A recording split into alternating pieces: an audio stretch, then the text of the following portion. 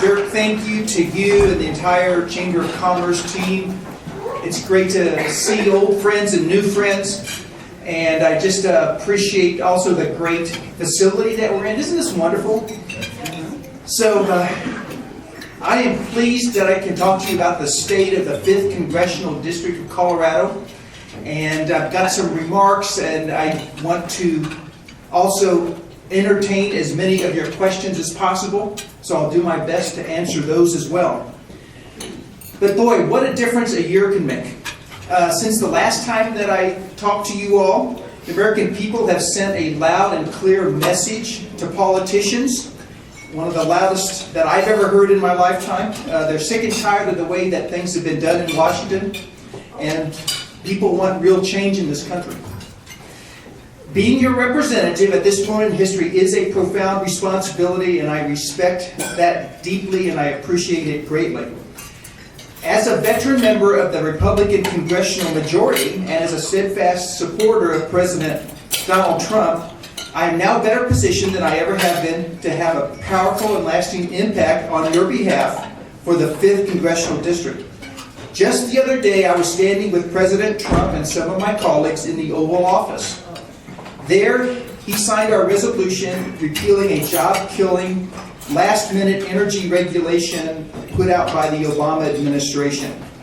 So that's the kind of opportunity that I'm going to pursue that frankly would have been impossible over the last 8 years. Also, who would have thought that the President of the United States would now be nominating a highly qualified Colorado judge to the Supreme Court, Neil Gorsuch? In the 10th Circuit for 10 years. He's clerked for 2 Supreme Court justices himself.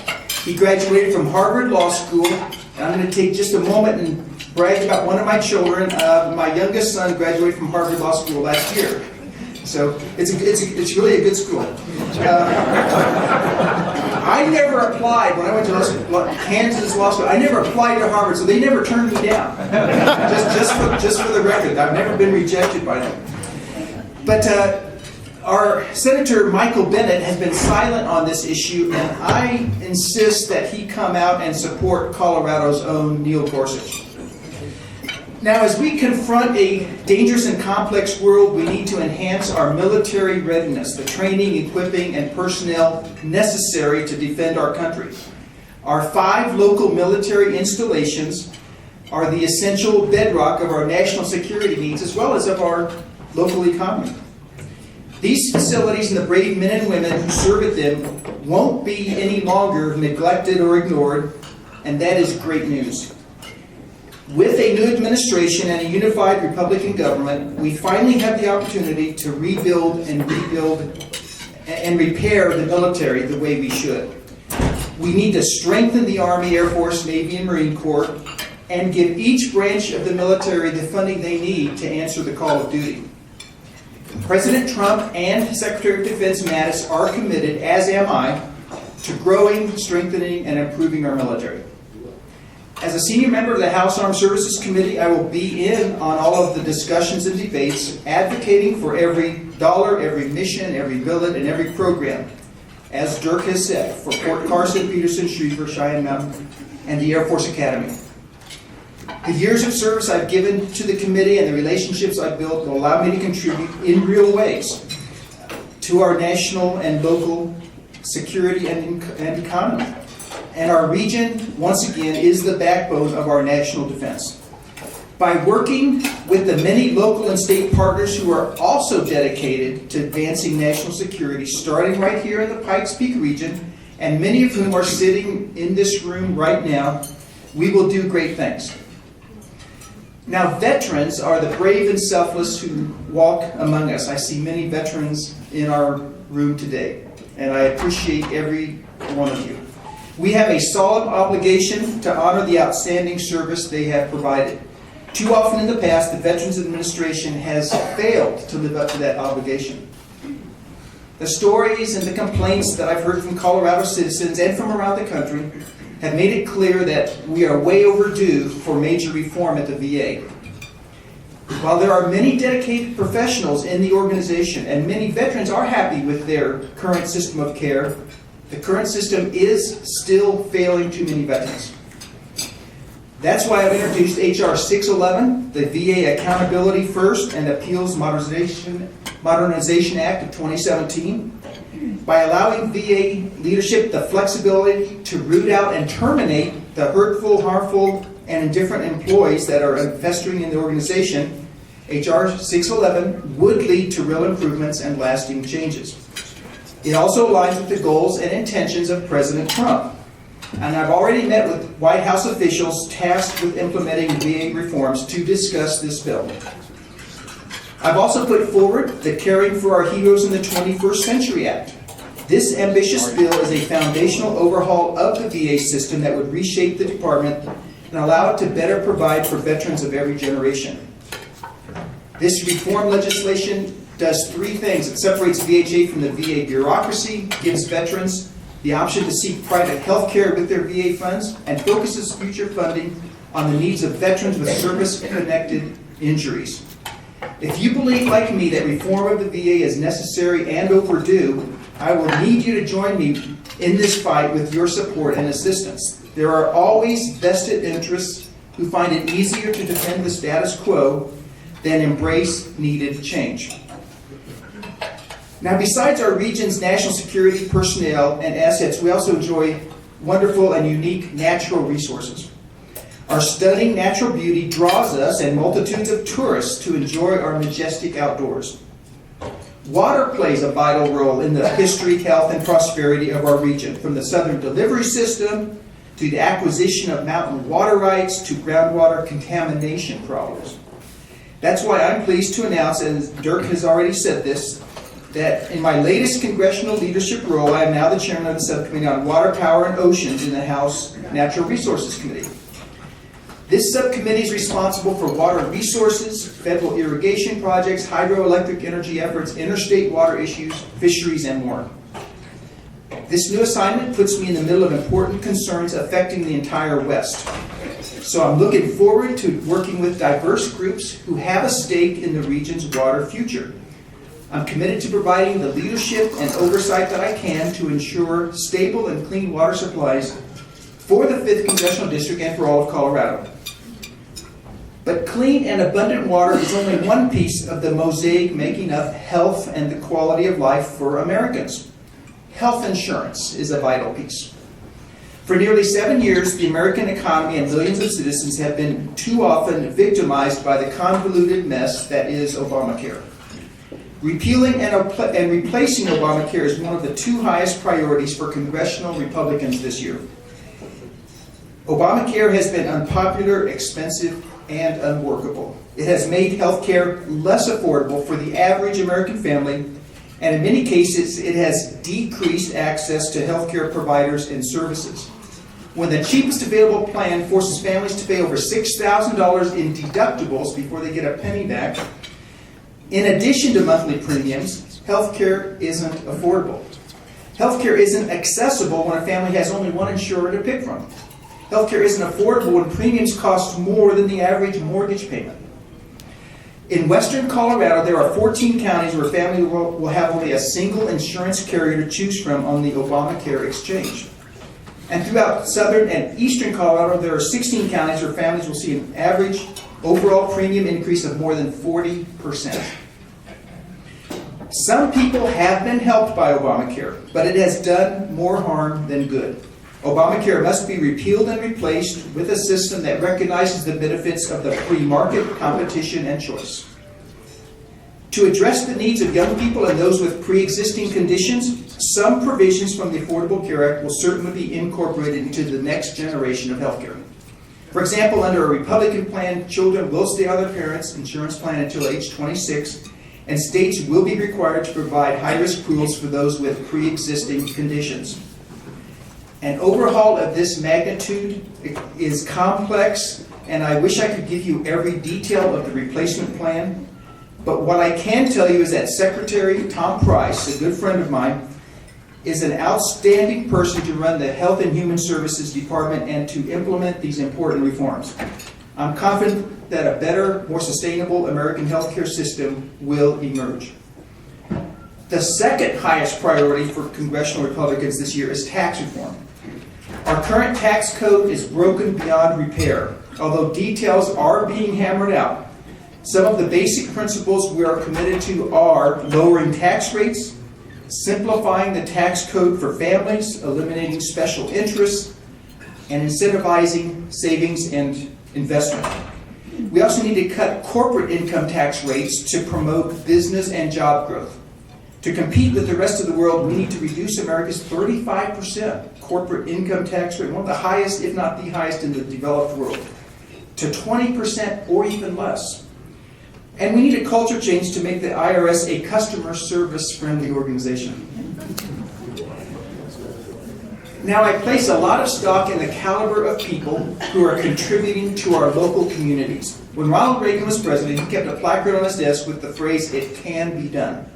This short phrase embodies the can-do spirit of many people here in Colorado's 5th District that I have the privilege to represent. Looking out at this room, I know that our congressional district is an outstanding place because I have confidence and faith in each of you. I want to share two specific encouraging examples from local visits I've made just in the past few weeks. Agent in charge Michael Flanagan and the team at the local Immigration and Customs Enforcement Office are doing outstanding work protecting our community. Despite our proximity to I-25 as a supply chain for nefarious transit and supply sometimes, our ICE team and local law enforcement work hand in hand to make us one of the safest cities in America. The local ICE office also provides important counter-proliferation services that protect cutting-edge technologies being made by our local defense companies. ICE also does important work in protecting children from trafficking and sexual predators. One local hero who does this important work has joined us today. Computer forensic analyst Matt Clausen is an Army veteran and Purple Heart recipient who is continuing to serve his country. He got his start with the local office through a federal program from a bill that I co-sponsored that funds government internships for disabled veterans. This is an example of a government program that works like it was intended. Please stand and be recognized, Matt, for your outstanding service to our country.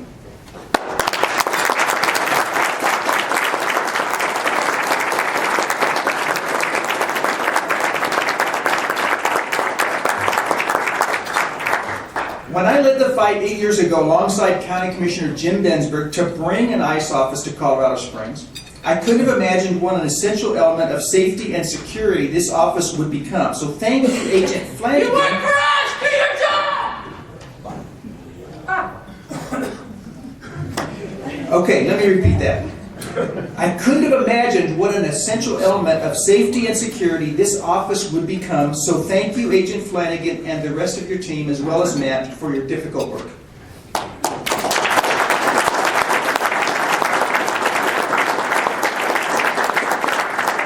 Another local success story is Greg Phillips and the team at the Colorado Springs Airport.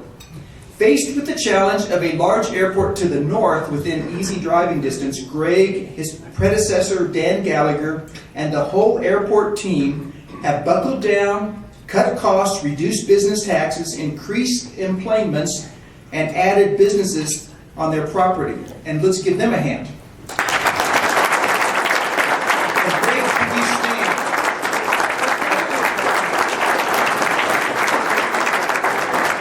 The more that the potential of our airport is unlocked, the more it will benefit our city and region. That's why I've introduced bipartisan legislation, the 21st Century Small Community Air Service Development Program Act. Grants from this program provide much-needed boosts for small airports across the country to pay for advertising and other startup costs associated with new airline routes. And I guess we're going to hear about some more service on March 7th.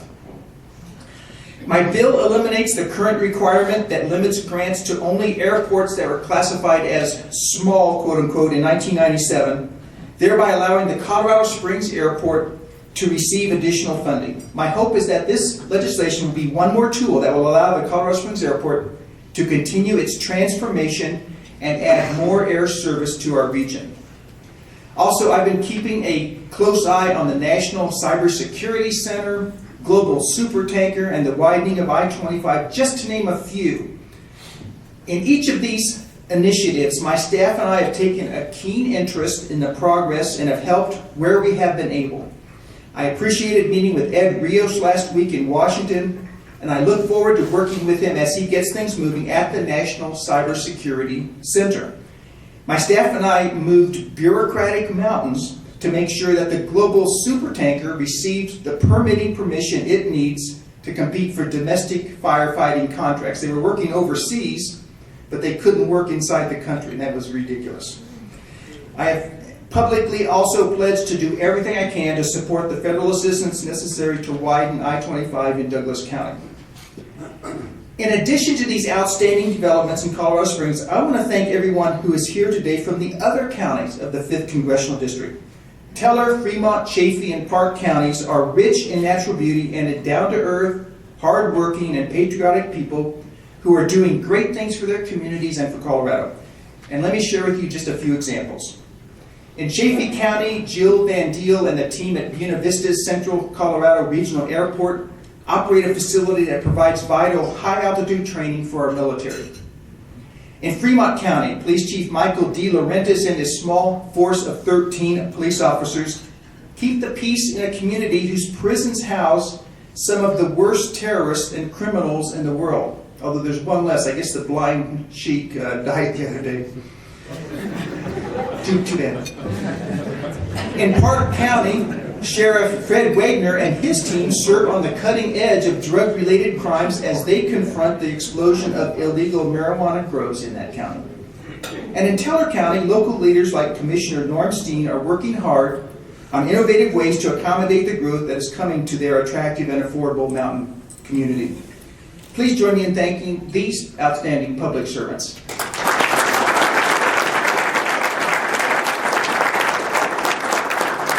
Serving constituents is the highest calling of any elected official. That's why I want to give you some numbers that illustrate the service my office has provided to the people of the 5th Congressional District.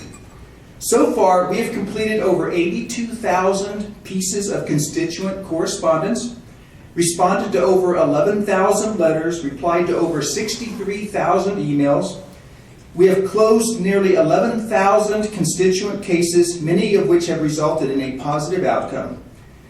I have connected through my periodic telephone town hall meetings with 1.7 million constituents. And in the last year alone, my office has helped citizens recover over $1 million that they were owed by the federal government. Lives have literally been saved, bankruptcies avoided, families reunited, and folks stranded overseas brought home through urgent and timely interventions with federal agencies that just needed to do their job. Because I believe in supporting the next generation of Americans, I have had the honor of nominating more than 400 young men and women in our community to go to a service academy and to serve our country. And in many cases, they are now putting their lives on the line. Even our annual art competition has touched the lives of nearly 1,000 students over the years by giving them a platform to express their talents and abilities. This sort of constituent service consumes a great deal of time and is not always easy. I could never do this outreach and service by myself. Please join me in thanking my excellent staff who are here today for their tireless dedication and for the outstanding work they do for our community. And if you could stand.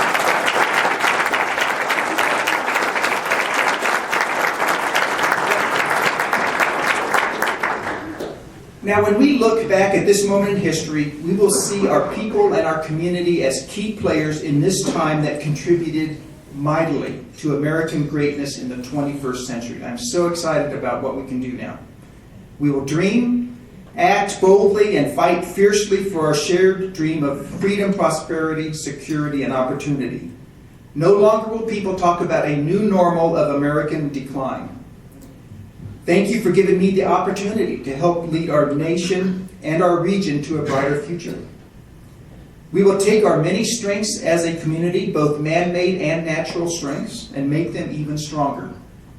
If anything's lacking in our community, we'll just fix it and make it better. America's best day and the Pikes Peak region's best days are still ahead of us. So thank you for listening. God bless America, and I'll be happy to take any questions. Thank you.